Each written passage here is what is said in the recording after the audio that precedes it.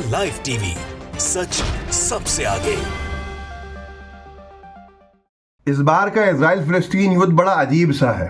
अजीब सा इसलिए है कि इजराइल ने भी अमानवीय अपने कृत्य और हैवानियत की सारी इंतहाएं पार कर दी हैं। इतने सारे गोद में खेलते हुए बच्चों की जान ली है कि जिसकी कोई इंतहा नहीं है और उसकी निंदा जितनी की जाए कम है।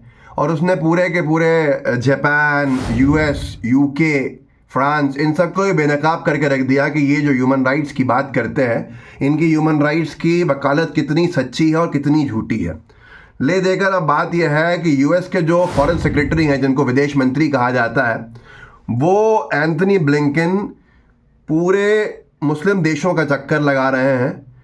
क्योंकि कहा जा रहा है कि हमास के या हाउती के हमलों के आगे अमेरिका भी अब घुटने टेक रहा है, क्योंकि एक तरफ उसका चुनाव प्रभावित हो रहा है, चुनाव का पूरा सीजन चल रहा है, जो बाइडन का विरोध चल रहा है, सीज फायर में हुई देरी से हुआ नुकसान जो है उसको कहीं ना कहीं यूएस में लोग जिम्मेदार बाइडन को ठहरा के उनके प्रचार प्रसार में बाधा बन रहे हैं। अब यूएस के जो सेक्रेटरी ऑफ स्टेट हैं, जिनको विदेश मंत्री की उपाधि भी है, जो विदेश मंत्रालय संभालते हैं, एंथनी ब्लिंकन, उनका दौरा मिडल ईस्ट में फिर से हुआ है। वो पहुंचे हैं गाजा सीज फायर और जो उसके पीछे के नेगोशिएशंस हैं। यूएस इजरायली अटैक्स जो हैं, जो यूएस इजराइल अटैक्स हो रहे हैं उसमें यमन की तरफ से, उसको भी रुकवाना है। और इससे पहले यूएस पूरी तरह से गाजा के युद्ध विराम के खिलाफ रहा। यूएस ने पूरा फ्री हैंड देने का काम किया इजराइल को। युद्ध विराम को लेकर जो प्रस्ताव पारित हो रहे थे यूनाइटेड नेशंस में, उसमें भी अपने वीटो का नाजायज़ इस्तेमाल करते हुए अमेरिका ने युद्ध विराम को रुकवा के पूरे प्रस्ताव को गिराया। लेकिन अब जब युद्ध विराम की शुरुआत है, क्योंकि यूएस का अब हाल ये हो गया है कि एक तरफ चुनाव झेलना है और अब दूसरी तरफ जो अमेरिका के जहाज़ों पे हमले हो रहे हैं रेड सी में, उसको लेकर भी कहीं ना कहीं चिंता है। अमेरिका के जो सैन्य ठिकाने हैं फ़लस्तीन के आसपास, उन पे जो हमले हो रहे हैं, उनको लेकर भी अमेरिका की चिंता बढ़ती जा रही है। अमेरिका के जो सैनिक मारे जा रहे हैं, उनकी वजह से चुनाव पे सीधा असर पड़ने वाला है, ये अच्छे से जो बाइडन जानते हैं। ले देकर बात यह है कि अमेरिका को आखिरकार चुनाव के लिए ही सही, लेकिन घुटने टेकने पड़ रहे हैं। कहा जा रहा है सोशल मीडिया पर कि 180 से ज़्यादा हमले हुए हैं यूएस मिलिट्री बेसिस पे सीरिया और इराक में, और बहुत बड़ी संख्या होती है। 180 हमले यूएस के मिलिट्री बेसिस पे सीरिया और इराक में जो लोकेटेड है वहाँ पर हुए हैं अब तक। और 22 जहाज़ों पे हाउतीज़ ने हमला किया है अब तक यमन की तरफ से, जिससे चिंता जो है अमेरिका की अब बढ़ रही है। क्योंकि सीधा तौर के ऊपर ये नाकामी चुनाव में बहुत भारी पड़ेगी। भाई, जिस मतलब बेगानी शादी में अब्दुल्ला दीवाने जैसा है कि जिस युद्ध से यूएस का कोई मतलब नहीं था, उस युद्ध में कूद के एक तरफ तो कई सारे बिलियन डॉलर्स खर्च कर दिए एड देने के अंदर इजराइल को, वहाँ यूएस में बेरोजगारी है और इजराइल का हर एक नागरिक जो है वो सुकून चैन से रह रहा है यूएस के टैक्स पेयर्स के पैसे से। अब यूएस के लोगों का मारा जाना, सैनिकों के ऊपर हमले होना, उनका सुरक्षित होना, ये सब कुछ नुकसान में डाल रहा है किसको? जो बाइडन के चुनाव को। तो ये सारी चीज़ें हैं जिससे एक भारी असर पड़ रहा है यूएस पे। और अब यूएस के विदेश मंत्री दौरे पे निकले हुए हैं। अब ये चाहता है अमेरिका कि युद्ध रुक जाए। जब उसके 180 ठिकानों पे हमले हो चुके हैं, उसके ठिकानों पे 180 बार हमले हो चुके हैं, जब उसके कई सारे जहाज़ जिनकी संख्या 22 है वो रेड सी के निशाने पे आ चुके हैं मिसाइल्स के, चुनाव के अंदर उसको असर पड़ रहा है, नुकसान हो रहा है, तो अब यूएस चाहता है इतने हज़ारों बच्चों की मौत के बाद अब युद्ध रुकना चाहिए। जब युद्ध विराम की बात चल रही थी और भारत भी उसके समर्थन में वोट डाल रहा था युद्ध विराम के समर्थन में इजराइल के खिलाफ, तब अमेरिका ने अपने वीटो का नाजायज़ इस्तेमाल करके और इजराइल को हमले करने के लिए और फ्री हैंड दिलवाया। क्योंकि अभी कल की बात है कि एक पूरा ट्विटर पर चल रहा था कि कतायब अल कसाम जो ब्रिगेड है और कतायब अल मुजाहिदीन, उन्होंने एक इजराइल का अपाचे हेलीकॉप्टर फिर से सदर्न गाजा सिटी के अंदर मार गिराया, जो लैंड टू सरफेस वार करने वाली मिसाइल है उससे, जिसको कहते हैं Russian made SAM 7 surface to air missile. तो ये एक बड़ा नुकसान होता जा रहा है। अब तक 75 इजरायली प्लेन जो हैं वो हमला कर रहे हैं।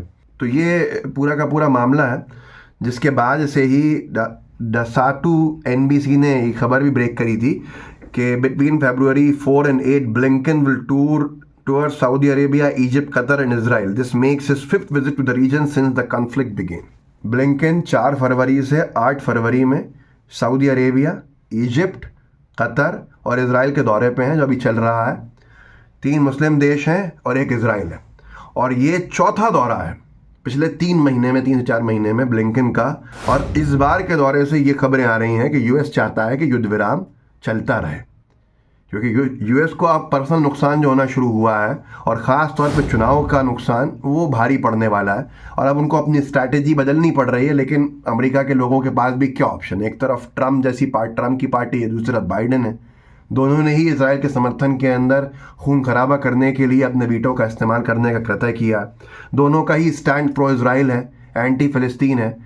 तो जो लोग ह्यूमैनिटेरियन एंगल से देखते हैं या ह्यूमैनिटेरियन सोच के साथ वोट डालते हैं, वो अब कहीं ना कहीं कंफ्यूज हैं कि डालें तो किसको डालें वोट। कल भी 2 अमेरिकन, ये ग्लोब आई न्यूज़ ने लिखा कि breaking the Houthis targeted 2 American and British ships in the Red Sea with missiles से रेड सी के अंदर फिर से हाउथीज ने 2 अमेरिकी और ब्रिटिश जहाज़ों को टारगेट किया। तो ये निरंतर बढ़ता जा रहा है। पेंटागन अपने प्रेस रिलीज में कह रहा है कि हमारी लड़ाई नहीं है हाउथीज से, जबकि निरंतर मिलिट्री स्ट्राइक्स हो रही हैं और हाउथीज के भी हमले चल रहे हैं। तो ये एक बड़ा विषय है कि यूएस एक कंफ्यूज स्टेट ऑफ अमेरिका बनता जा रहा है। लेकिन ये वही यूएस है, आज चुनाव में ज़रूर मजबूर हो रहा होगा या अपने नुकसान को देख के पीछे हट रहा होगा, जिसने इजराइल के साथ कंधे से कंधा मिला के उसको पूरी ताकत दी है बच्चों को, महिलाओं को, आम नागरिकों को मारने की। हॉटस्पॉट करके एक ट्विटर हैंडल है, उसने लिखा है कि Pentagon press secretary claims we are not at war with Yemen और the Houthis despite the continued attacks and military strikes. निरंतर मिलिट्री हमलों के बावजूद भी पेंटागन प्रेस सेक्रेटरी ये कह रहे हैं, पेंटागन वहाँ की जो डिफेंस की एजेंसी है पूरी यूएस की, वो ये कह रहे हैं, वो ये दावा कर रहे हैं कि वो युद्ध में नहीं है, न यमन से ना ही हाउथीज से, जबकि चल रहे हैं निरंतर हमले। हाउथीज ने, ग्लोब आई न्यूज़ ने ये खबर लिखी है कि हाउथीज ने ये बयान दिया है कि अगर इटली ज्वाइन करेगी यमन पे होने वाले हमलों को नाटो के तहत या जो भी, तो इटली भी हमारा टारगेट बनेगी हमारे मिसाइल्स का, ये हाउथीज कह रहे हैं। तो एक बड़ा विषय है। रेड सी एक इम्पॉर्टेंट रूट है, और उस रूट के ऊपर अगर कंट्रोल हाउथीज का है तो कहीं ना कहीं यूएस को झटका पड़ा है, और यूएस के मिलिट्री ठिकानों पे हमले होने से भी झटका पड़ा है। इस सब के चलते अब वही यूएस जो पहले युद्ध विराम के खिलाफ था, युद्ध विराम के समर्थन में उतरा हुआ है। इस वीडियो को आगे ज़रूर बढ़ाइएगा, लोगों को जागरूक ज़रूर कीजिएगा। जय हिंद, जय भारत। द लाइव टीवी, सच सबसे आगे।